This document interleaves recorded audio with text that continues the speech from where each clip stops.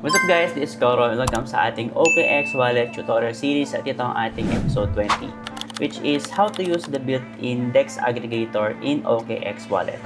Gusto mo ba ng best price sa mga swap or bridges mo?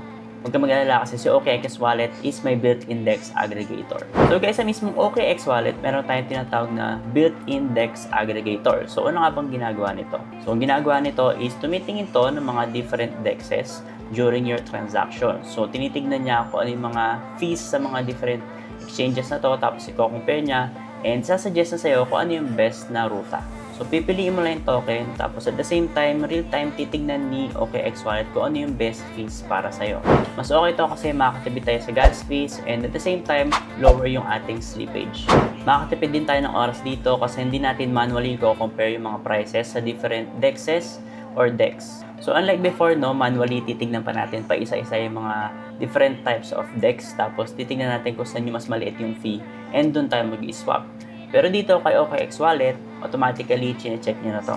Swap smarter with OKX Wallet's DEX aggregator.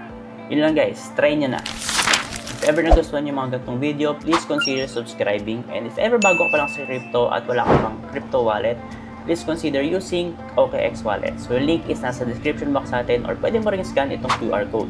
With this, makakuha ka ng sign-in bonus and at the same time, meron kang minus sa mga gas fees mo or discount. Yun lang guys, and see you sa ating next video or episode ng OKX Wallet tutorial series. Ingat!